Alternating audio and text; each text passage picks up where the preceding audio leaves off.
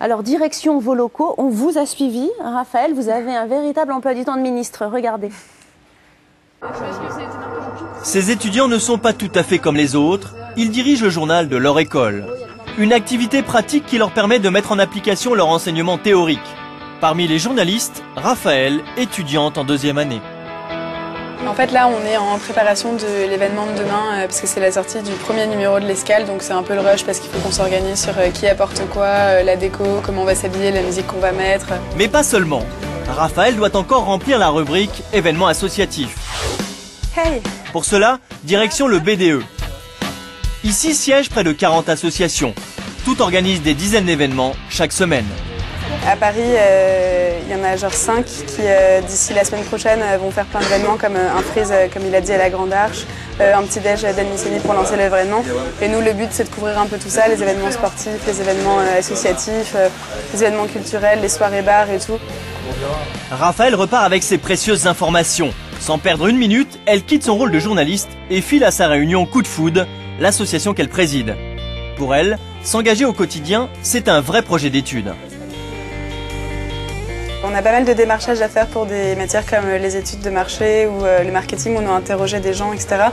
Et comme une association c'est assez concret, il faut gérer un peu une brigade, ça me rend un peu plus à l'aise et puis ça me prépare un peu au monde de l'entreprise plus tard. Encourager les élèves à s'impliquer dans des projets associatifs, c'est la volonté de l'école. L'année prochaine, les étudiants seront plus nombreux, l'ESCA déménage dans des locaux plus grands. Le cursus ira alors jusqu'au master. Vraiment, j'encourage les gens qui veulent présenter des écoles de commerce à joindre des associations parce que c'est là-dedans qu'on s'épanouit le plus et il y a énormément de choses à voir, à apprendre et à apporter. Et c'est une chose à faire. Oui. Alors Raphaël, on voit pas du tout un seul cours, donc on voit qu'il y a vraiment une implication dans le monde associatif extrêmement importante. C'est ça la vraie spécificité de cette école? Non, je pense pas. C'est d'abord la partie académique et puis d'ailleurs on voit une petite partie d'un cours de fiscalité, mais c'est assez rapide. Non, je pense que vraiment ce qui fait la richesse de l'école, c'est avant tout le cursus académique, mais c'est vrai qu'à côté de ça, c'est très enrichissant d'un point de vue personnel et associatif d'entrer dans des associations et moi je regrette pas du tout de l'avoir fait, quoi. Arthur, vous êtes content, vous, d'avoir choisi ce cursus scolaire? Oui, Ça correspond à vos attentes? Oui, ça correspond totalement à mes attentes, dans le sens où si on a envie de s'investir dans l'école, on a vraiment la possibilité dans plusieurs domaines et on a la chance de pouvoir avoir plein de responsabilités, et notamment que ce soit dans le cursus scolaire ou dans l'associatif. Donc ça permet vraiment de développer quelque chose en plus que les notions académiques qu'on nous enseigne à l'école. Stéphane Justo, c'est important justement cette implication dans les associations, c'est aussi important que les études, selon vous? Alors aussi important, j'aurais sans doute un peu de mal à dresser une échelle de valeurs, mais le cœur de mon métier, le corps de mon métier, c'est évidemment l'enseignement et la pédagogie.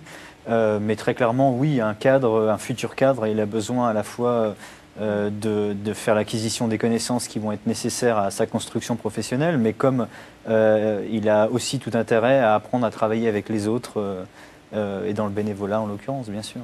Oui. Alors Catherine Leblanc, on a vu dans le reportage que vous allez déménager. Vous allez où alors? Vous changez encore de site? À Boulogne, oui, effectivement, on change. Nous quittons le pôle Léonard de Vinci pour aller à Boulogne dans un immeuble qui est tout à fait agréable, qui est au métro-pont de Saint-Cloud, près du pont de Saint-Cloud, sur la Seine. Donc, les anciennes usines Renault là-bas? Non, c'est ça? Pas du tout? Non, pas du tout. C'est un ancien immeuble institutionnel de bureaux qui fait 8 étages, très transparent, très lumineux, avec des espaces étudiants, des espaces verts. Et puis Boulogne est une ville tout à fait intéressante pour nous parce que c'est une ville équilibrée avec beaucoup d'entreprises, beaucoup de sièges sociaux, mais également la possibilité pour nos jeunes de faire du sport, d'y habiter. Enfin, c'est humain. C'est une école pour les Parisiens ou bien toute la France? C'est une école pour toute la France, oui, puisque à l'ESCA, nous avons une répartition 60% de Parisiens et puis 30% toute la France et les 10% restants étrangers. Alors j'aimerais qu'on parle justement, on l'a évoqué tout à l'heure, vous disiez que les étudiants, une fois diplômés, trouvaient très facilement du travail. Est-ce que vous les aidez justement dans cette recherche d'emploi? De différentes manières, oui. Première manière, vous parliez de la vie associative qui est intégrée effectivement dans le cursus. Toutes les expériences qu'ils font, du stage de première année, puisqu'ils ont un stage dès la première année, deuxième année, stage de vente, etc. L'international, la vie associative, les résultats scolaires, tout cela leur permet de réfléchir sur leur parcours et de se déterminer un peu plus précisément sur ce qu'ils ont envie de faire. Et ça permet de les orienter très très bien dans 19 parcours spécialisés de fin d'études au niveau du master. Les entreprises, nous les connaissons bien, elles travaillent avec nous pour la pédagogie et au sein de l'école. Vous leur marchez quand même beaucoup le travail. Ce qui est bien. On travaille en partenariat. Oui. Et donc, les étudiants ont facilement des stages, les entreprises les connaissent et viennent les recruter à l'école.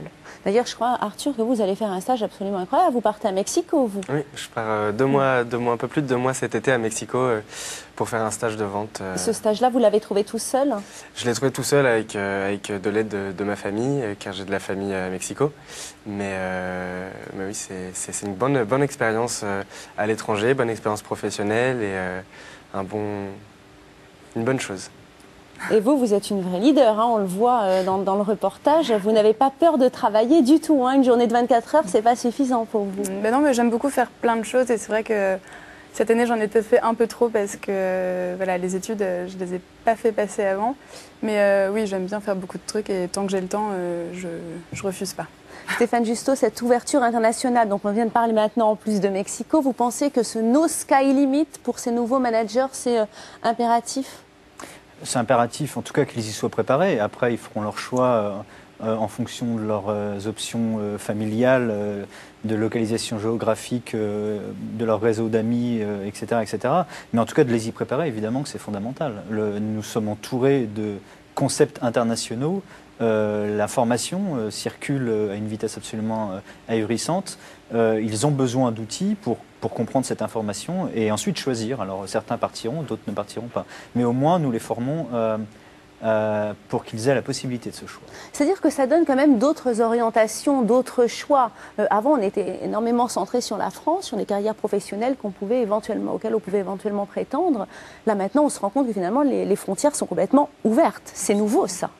Catherine Leblanc. Absolument. Enfin, c'est un processus engagé depuis un certain temps. Mais alors, est-ce qu'il y a une mobilité des Français? On sent qu'ils ont envie de bouger comme ça, changer de pays, c'est pas évident. En tout cas, pour les jeunes que nous formons, ils sont complètement internationaux. On en a plus d'un quart qui travaillent à l'international, vraiment implantés ailleurs qu'en France, y compris en Asie, y compris dans des pays qui nous paraissent très, très étrangers. Et puis, on sait que pour la plupart d'entre eux, même quand ils travaillent en France, ils travaillent sur des dossiers internationaux et en milieu international.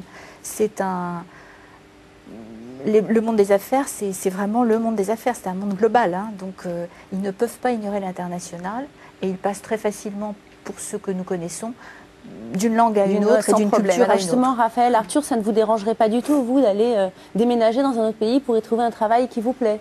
Ah bah, au contraire, on adorerait. Ouais. Alors justement, pour un étudiant qui nous regarde, qu'est-ce que vous leur diriez, Arthur, quelqu'un qui nous regarde là? Vous lui diriez quoi pour qu'il rejoigne sans souci et lui fasse ce grand plongeon dans votre école? Bah, moi, si c'est un étudiant qui a envie d'avoir une ouverture sur le monde, sur les gens, qui aime le contact, qui aime avoir des responsabilités, je pense que cette école peut lui apporter tout ça à la fois, donc je lui conseille vivement. Bon, en tout cas, aujourd'hui, on a vu des étudiants heureux avec le sourire. Merci à vous tous d'être venus. Toute l'info, c'est sur mcetv.fr. L'émission est rediffusée en intégralité. À la prochaine pour de nouvelles aventures.